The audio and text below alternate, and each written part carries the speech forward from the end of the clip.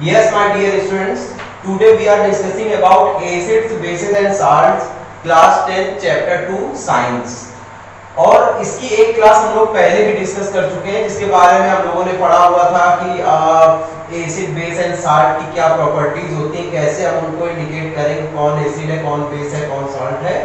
इसके बारे में हम लोग डिस्कस कर चुके हैं। अब हम आज की डेट में शुरू करेंगे कि सबसे पहले हम strong acid and strong base, strong weak acid and weak base, इसके बारे में डिस्कस करेंगे। तो सबसे पहले एग्जांपल लेते हैं H2SO4 एंड CH3COOH। अब ज्यादातर आप लोगों में से सभी जानते होंगे कि H2SO4 जो है ये हमारा स्ट्रॉन्ग एसिड है, HCl स्ट्रॉन्ग एसिड है, H2SO4 स्ट्रॉन्ग एसिड है, CH3COOH हमारा वीक एसिड है।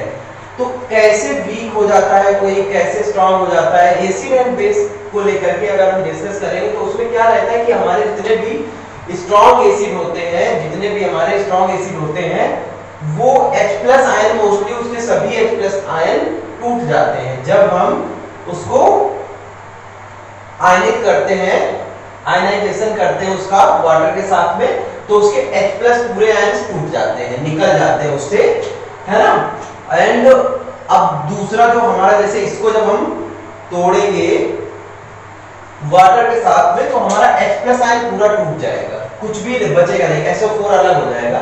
एंड यहाँ पर CH3COOH को जब हम वाटर के साथ में आयनाइजेशन करेंगे तो हमारा H+ जो निकलेगा वो केवल इधर वाला पार्ट निकलेगा, इधर का ये हाइड्रोजन जुड़ा रह जाएगा। तो इसका मतलब पूरे H+ जो है, पूरे H+ वो हमारे इसमें उनका आयनाइजेशन नहीं होगा।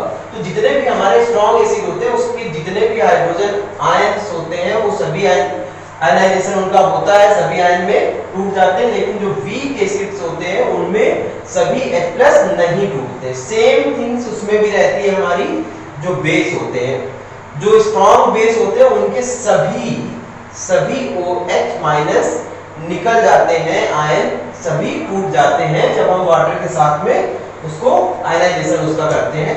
एंड जो हमारे वीक होते हैं बेस, उसमें OH- रह जाते हैं, पूरे नहीं आयनित होते हैं।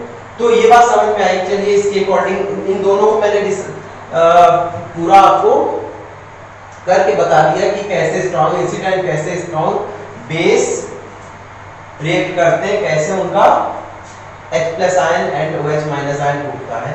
अब इसके बाद एक क्वेश्चन मेरे पास आया हुआ है जो मैंने लास्ट क्लास पढ़ाई हुई थी, जो किसी बच्चे ने मुझको मैसेज किया हुआ है कि सर उसमें एक चीज हमको अभी और समझनी है कि कोई क्वेश्चन उसने देखा हुआ है, एग्जाम का, बोर्ड का शायद कोई क्वेश्चन उसने देखा है, उसमें लिखा हुआ है कि कोई एसिड है जो कि मेटल ऑक्साइड से रिएक्शन कर रहा है, मेटल ऑक्साइड से, तो रिएक्शन कैसी होगी, नेचर ऑफ रिएक्शन बताना है हमको।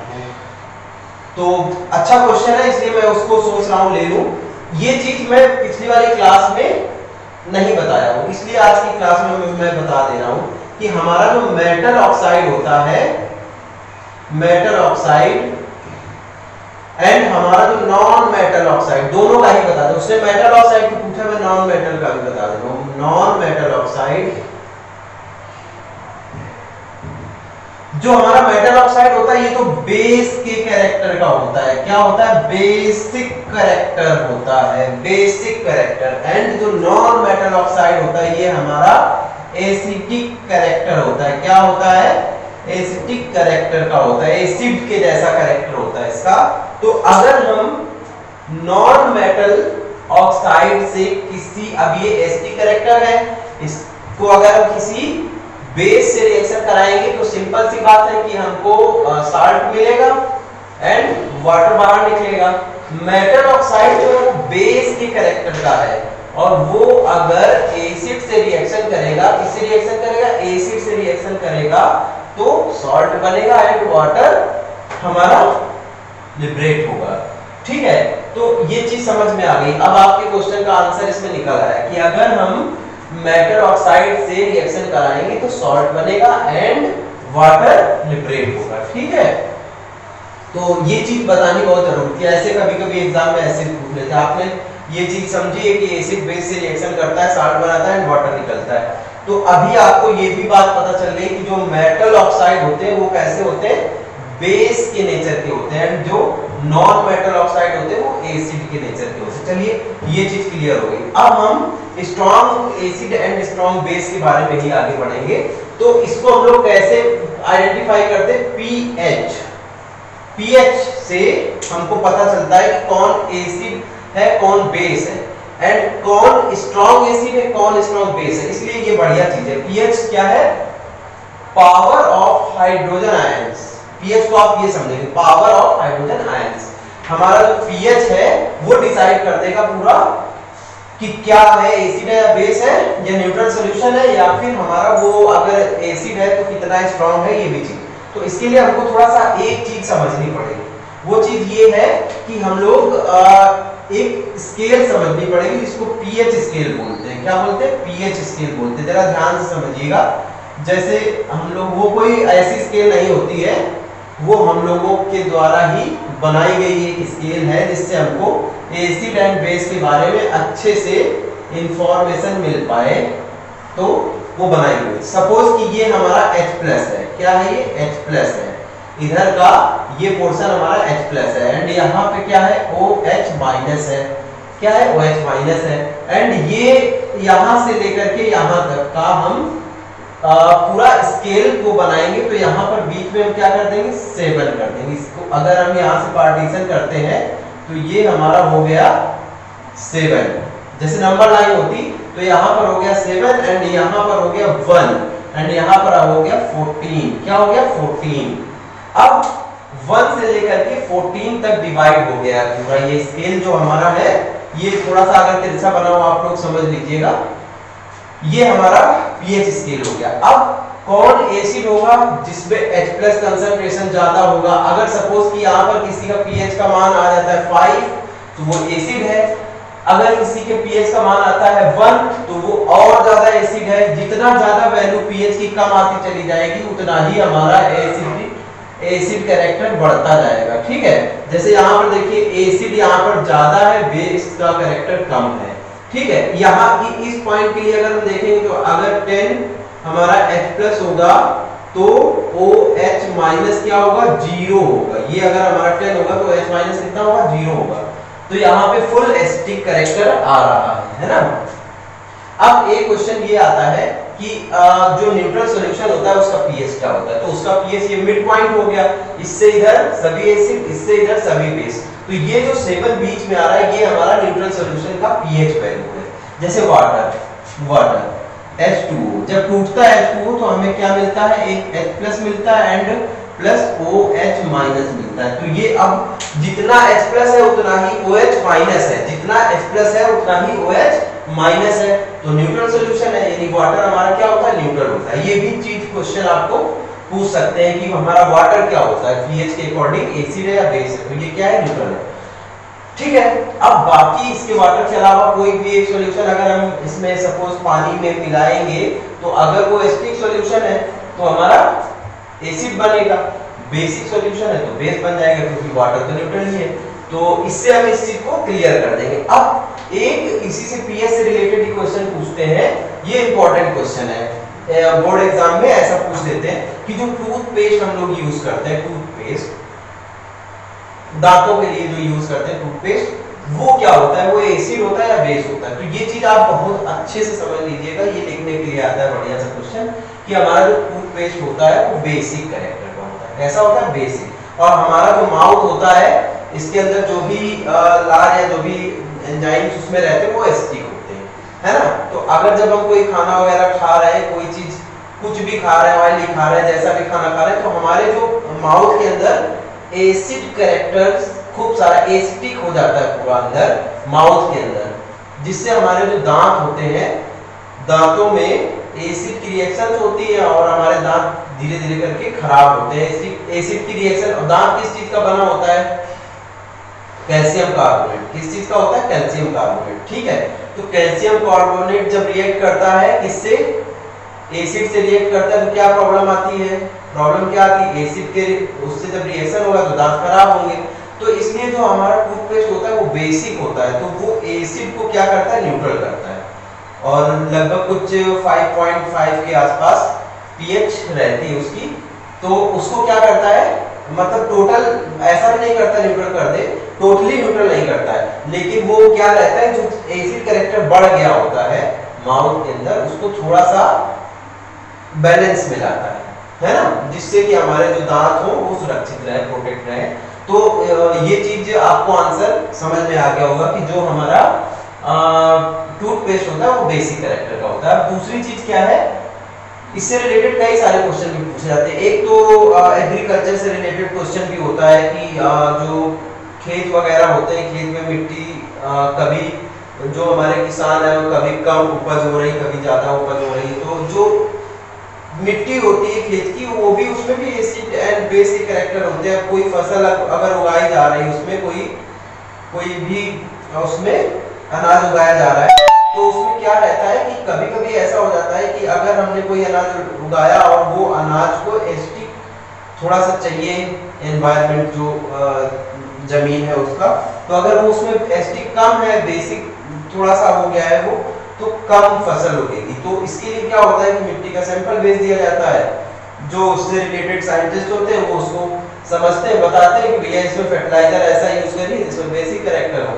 या एसिडिक कैरेक्टर जैसा चाहिए होता है, जैसा रिक्वायरमेंट होता है वैसा उसमें कर लेते हैं। तो ये एग्रीकल्चर के क्षेत्र में भी काम आता है, हमारा पीएच जो है वो काम आता है। पीएच से ही हम डिसाइड करते हैं कि हमारी मिट्टी का पीएच कितना है, तो उसमें कौन सी फसल उगानी, उसमें पीएच कितना होना चाहिए कि अच्छी फसल हो, तो उससे फर्टिलाइजर्स वगैरह का वैसा यूज किया जाता है। तो ये चीज भी समझ में आ गई। अब आपको एक आगे की चीज बताते हैं, वो चीज ये है कि हमारा ये चीज सबने समझ ली होगी कि जो हमारा वाटर होता है वो क्या होता है, न्यूट्रल सॉल्यूशन होता है। अब हम आगे आएंगे तो कुछ साल्ट के बारे में समझते हैं। साल्ट, क्योंकि इसका लास्ट टॉपिक साल्ट है और एसिड बेस को हम बहुत अच्छे से काफी सारा डिटेल में बता दिया हुआ है। तो अब हम लोग आते हैं सॉल्ट पे। सॉल्ट को समझने के पहले थोड़ा सा हम लोग एक चीज और समझ लें, वो चीज क्या है, क्लोरोएल्कली मैटर जो है, क्लोरोएल्कली एक वर्ड है जो कि आप थोड़ा सा समझिए।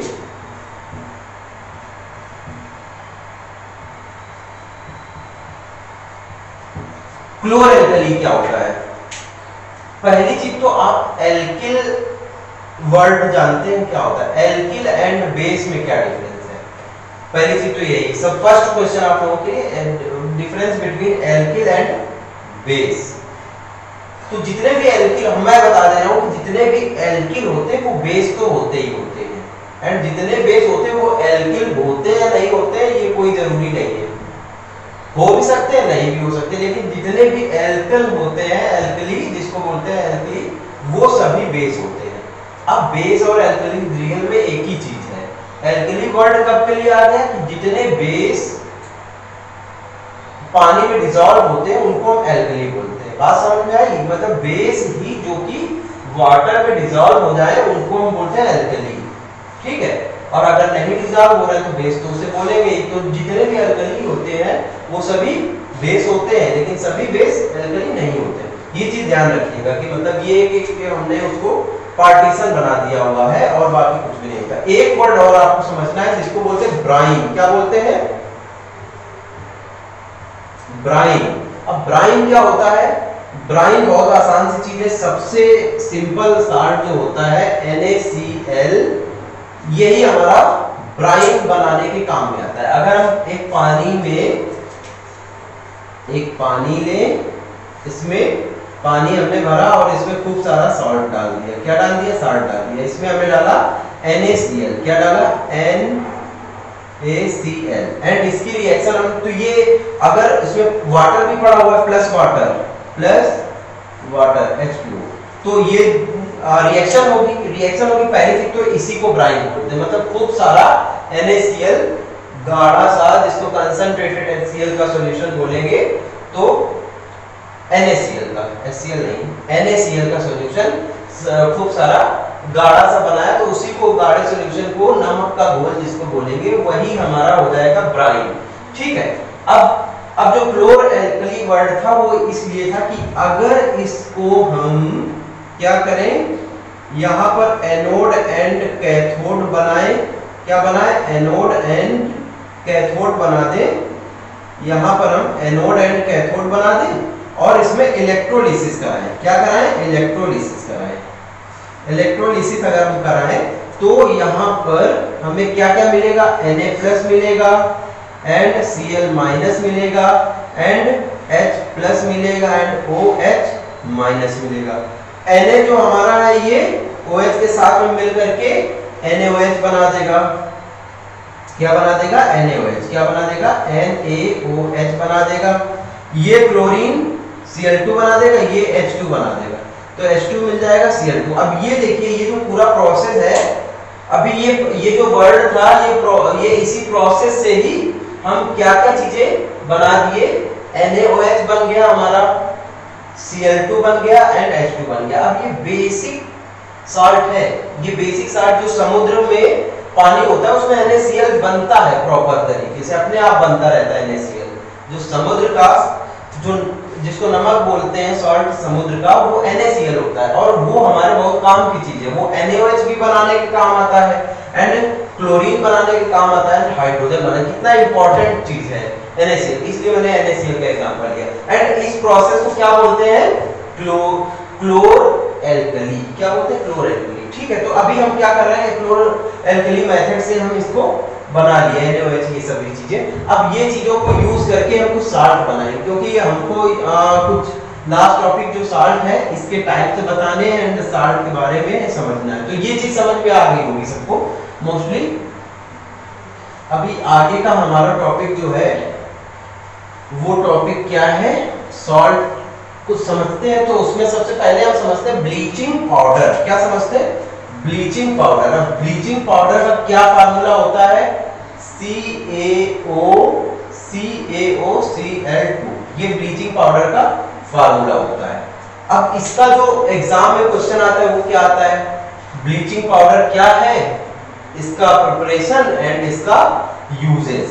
तो सबसे पहले इसका प्रिपरेशन देख लीजिए। कैल्शियम हाइड्रोक्साइड की रिएक्शन कराएंगे, कैल्शियम हाइड्रोक्साइड की रिएक्शन Cl2, भी Cl2 उससे बना हुआ था, उसी के साथ में इसकी रिएक्शन करा देंगे। और जब इसकी रिएक्शन करा देंगे तो क्या क्या हमको मिलेगा? सबसे पहले तो मिलेगा हमको क्या, जो हमको बनाना है CaOCl2, CaOCl2। तो क्या हमारा मिल जाएगा? CaOCl2। और जो बच रहा है वो हो गया हमारा हाइड्रोजन, बन गया हमारा क्या बन गया? Bleaching powder. ठीक है, तो ब्लीचिंग पाउडर समझ में आ गया ब्लीचिंग पाउडर क्या होता है। ये हमारा हो गया ब्लीचिंग पाउडर। अब इसका यूज क्या होता है? इसका यूज क्या होता है? CaOCl2 यूजेस भी पूछते हैं एग्जाम में। तो यूजेस सबसे ज्यादा इसका जो यूज होता है वो रहता है जो कागज वगैरह जैसे जहां पर बनते हैं पेपर मिल्स में इसका यूज रहता है। न्यूज़पेपर बनते हैं या फिर कोई भी पेपर जो बनते हैं, ब्राउन कलर के पेपर को व्हाइट कलर के पेपर में बदलने के लिए ब्लीचिंग पाउडर का यूज किया जाता है। ये हमेशा कलर को, जैसे कोई कलर है उसको हमें व्हाइट करना है, हटाना है कलर को, तो वो कलर हटाने के लिए हम लोग ब्लीचिंग पाउडर का यूज करते हैं। कोई जैसे कपड़े पे कोई कलर, व्हाइट कलर का कपड़ा आ गया, लॉन्ड्री में इसका यूज होता है मोस्टली। बहुत अच्छे से व्हाइट कलर के कपड़े जो होते हैं उन पे कोई दाग धब्बा आ गया, उसको साफ करने के लिए ब्लीचिंग पाउडर का यूज करते हैं। ठीक है, अब नेक्स्ट टॉपिक पे आते हैं, इसमें बहुत ज्यादा टाइम लगेगा। तो फिर नेक्स्ट टॉपिक क्या है हमारा? अभी हमने जो पढ़ा वो क्या था? Bleaching powder. अब आगे आते हैं तो वो है बेकिंग सोडा। क्या है? Baking soda. बेकिंग सोडा का फार्मूला क्या होता है? बेकिंग सोडा का NaHCO3, ये हमारा होता है बेकिंग सोडा। इसको क्या बोलते हैं? बेकिंग सोडा, खाने का सोडा जिसको बोलते हैं, है ना। इसका किचन में बहुत सारा यूज होता है। तो सबसे पहले क्या है? बेकिंग सोडा जो होता है ये कैसे बनाया जाता है? प्रिपरेशन समझ लो। प्रिपरेशन में क्या रहता है? NaCl का रिएक्शन कराएंगे, जो चीजें हमें उसमें से बन रही थी वही चीजें ले रहे हैं। NaCl का रिएक्शन कराएंगे किससे? NH3 plus CO2 carbon dioxide gas plus H2O। ठीक है, रिएक्शन कंप्लीट कराते हैं तो हमारा बनता है Na, पहले हम लिख लेते हैं NH4Cl प्लस हमारा यही बनेगा क्या? NaHCO3। देख लीजिएगा रिएक्शन बैलेंस है या नहीं। वो बैलेंसिंग अभी मैं नहीं बता रहा हूँ, अभी मैंने फिलहाल ये बताया कि हमको बनाना है बेकिंग सोडा, उसके लिए हम क्या लेंगे, NaCl लेंगे एंड क्या लेंगे, अमोनिया लेंगे and carbon dioxide and water. इसको जब लेंगे तो हमारा बन जाएगा बेकिंग सोडा एंड NH4Cl यानी अमोनियम क्लोराइड बनेगा। ठीक है, तो ये चीज क्लियर हो गई। अब इसका यूज मैंने बता ही दिया, यूज कहां पर होता है, किस जगह पर होता है। जैसे सपोज किचन में कहां पर यूज होता है, तो भटूरे बनाने के लिए जो आटा वगैरह या जो भी यूज करते हैं उसमें यूज किया जाता है। जलेबी बनाने के लिए जो रॉ मटेरियल उसको जो पानी के साथ में बनाते हैं घोल, उसमें भी बेकिंग सोडा का यूज करते हैं। तो मोस्टली किचन वाले कई सारी जगह पे। अभी इससे रिलेटेड एक क्वेश्चन मुझे याद आया, वो भी बताना है अभी, कि एक क्वेश्चन ऐसा भी आ चुका है एग्जाम में। ऐसा क्वेश्चन आया हुआ था कि हमारा जो बेकिंग सोडा का की जगह पर बेकिंग पाउडर का यूज करते हैं केक को बनाने में, ऐसा क्यों? ये क्वेश्चन आया तो मुझे याद आ गया जब मैं इसको भी पढ़ा रहा था।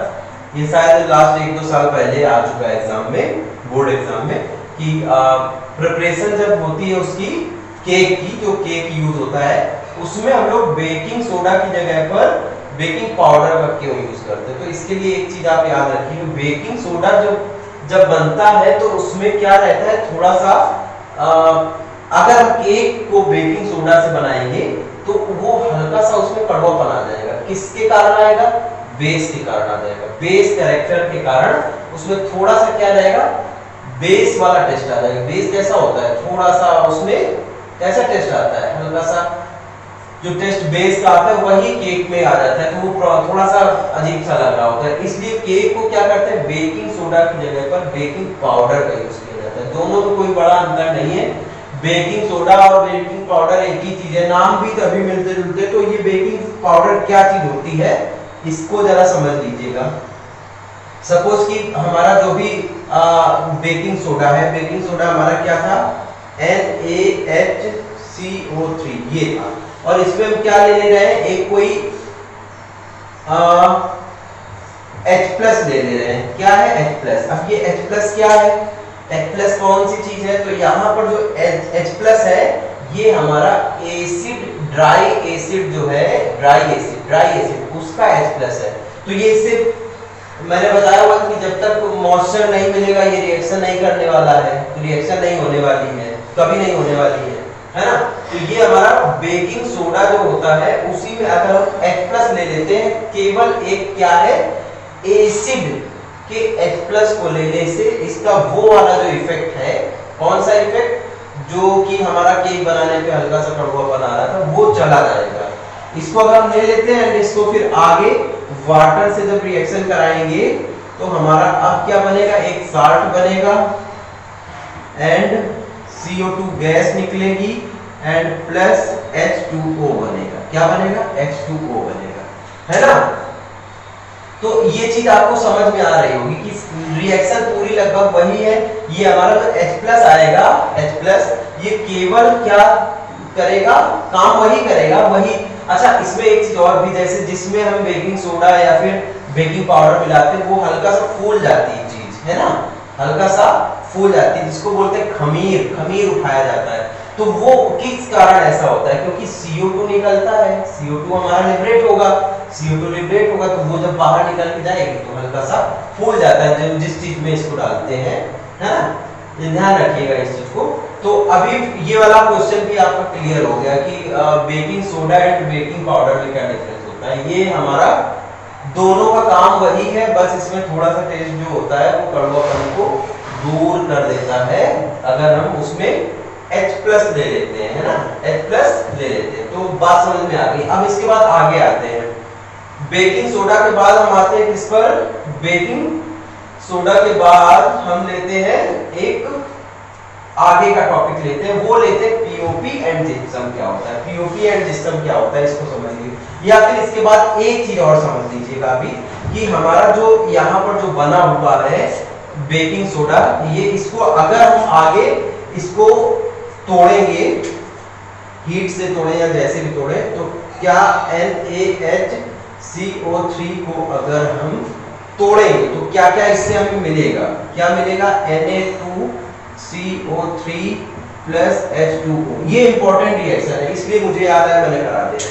पीओपी एंड जिप्सम को बाद में बताते हैं, पहले ये हमारा baking soda and washing soda के लिए स्पेशली हम इस चीज को बता दे रहे हैं, क्योंकि वो भी इसी के साथ में हो जाए तो अच्छी बात है।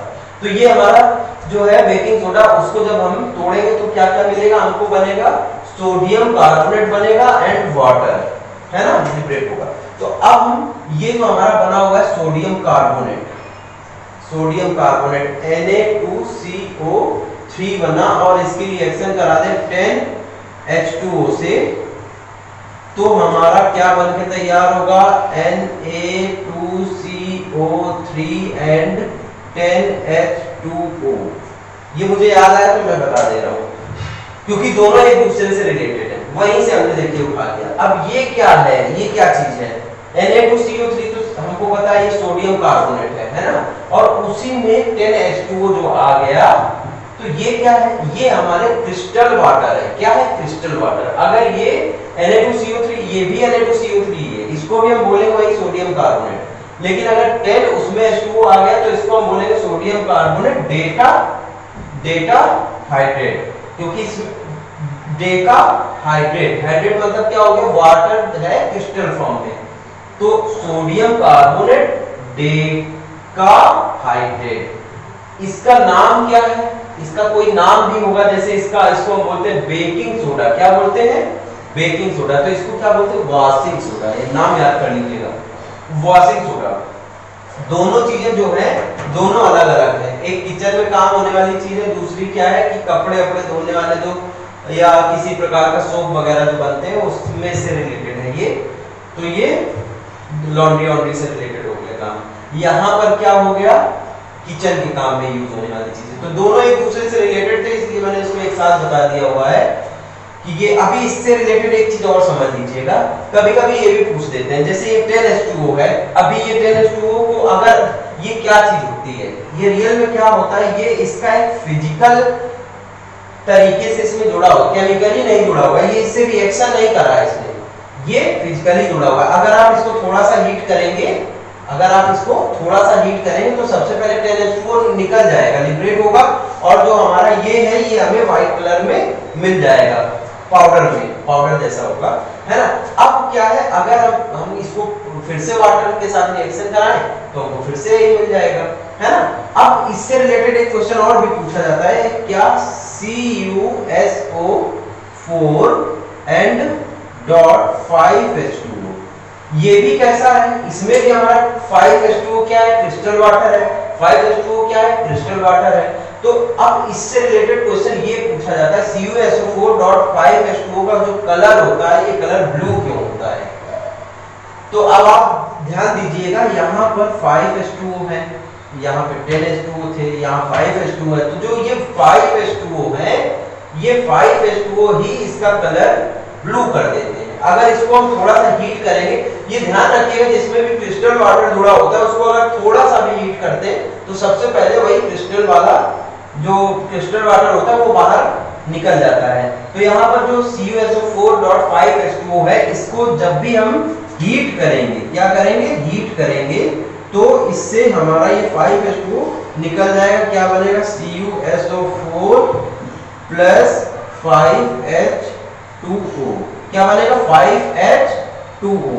ये हमारे 5 बाहर निकल जाएंगे जो अलग से जुड़े हुए थे क्रिस्टल वाटर, वो बाहर निकल गया। अब इसका कलर ब्लू से कैसा हो गया होगा, पाउडर बन जाएगा, ये व्हाइट कलर का कलर क्या आ जाएगा, इसका व्हाइट आ जाएगा। तो ये ध्यान रखिएगा, इसका ये पूछते हैं क्वेश्चन कि CuSO4 कॉपर सल्फेट जो होता है ये ब्लू कलर का क्यों होता है, तो इसको आप बताएंगे क्रिस्टल वाटर जो इसमें जुड़े रहते हैं, फिजिकली जुड़े रहते हैं, केमिकली तो नहीं जुड़े होते हैं, फिजिकली जुड़े होते हैं, तो हीट करने पे वो निकल जाते हैं, तो उसका कलर भी चला जाता है, साथ में ब्लू कलर जो होता है वो निकल जाता है। आई होप आज की डेट में ये हमारा इस वाले लेसन का कुछ नहीं बचेगा अभी। अब 2 चीज बची हुई है, जिप्सम एंड पीओपी, तो वो भी एक दूसरे से बिल्कुल रिलेटेड है। सबसे पहले पीओपी क्या होता है, पीओपी क्या होता है, पीओपी क्या होता है भाई, CaSO4.1/2H2O। अब क्रिस्टल वाटर वाली ही चीजें सभी आएंगी, ठीक है, क्रिस्टल वाटर अब ज्यादा नहीं, दो टॉपिक बचे, दोनों पे नहीं है। तो ये हमारा होता है पीओपी, जिसको प्लास्टर ऑफ पेरिस बोलते हैं। इसका क्या यूज है, सभी लोग जानते हैं इसका क्या यूज है।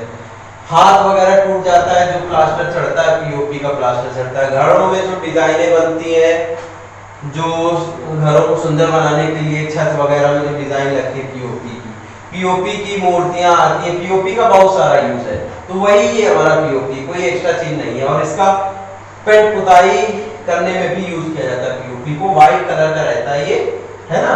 तो अब ये जो पीओपी है, ये हमारा रियल में है क्या, ये कैल्शियम के साथ में क्या रहता है, क्या होता है, SO4 CaSO4 कैल्शियम के साथ में क्या रहता है, इसके साथ में SO4 रहता है।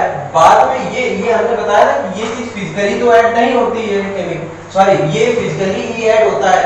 अगर हम इसको हीट करेंगे, सबसे पहले ये क्रिस्टल वाटर निकल जाएगा।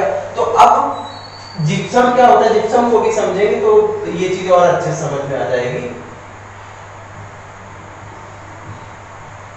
जिप्सम क्या होता है, अब इसी चीज को फिर से लिखेंगे, CaSO4 डॉट कितना H2O, यहाँ पर 2H2O।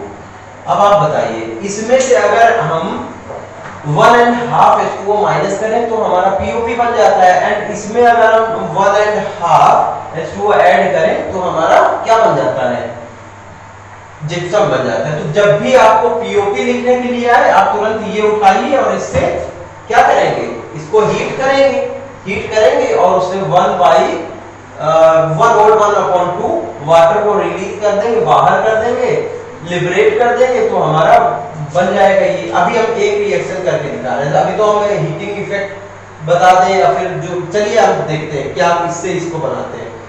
CaSO4 dot 1/2 H2O। अब इसी से आप सीख जाइएगा कैसे करते हैं। एंड अब क्या करेंगे, इसमें हम वाटर को ऐड करें। कितना वाटर को ऐड करें, कितना वाटर इसमें ऐड कर दिया जाए कि हमारा बन जाए 2H2O। तो कितना हो जाएगा, 1/2 H2O, या फिर हम इसको लिख सकते हैं 3/2, ये भी लिख सकते हैं ना, 3/2 भी तो लिख सकते हैं, 1/1/2 हो जाएगा ये।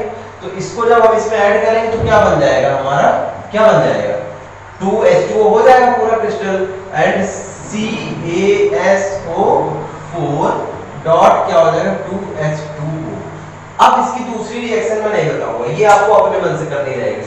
क्या किया हमने, इसको लेकर के ये बना दिया। अब इससे ये कैसे बनेगा, रिवर्स रिएक्शन तो हो, डायरेक्ट रिवर्स रिएक्शन लिखने का है एक तरीके से, तो आप ये करिएगा अपने आप। मतलब पीओपी से जिप्सम है, जिप्सम से पीओपी बनाना बहुत आसान है, दोनों के फार्मूले सेम है, बस जो साथ में क्रिस्टल वाटर जुड़ा हुआ है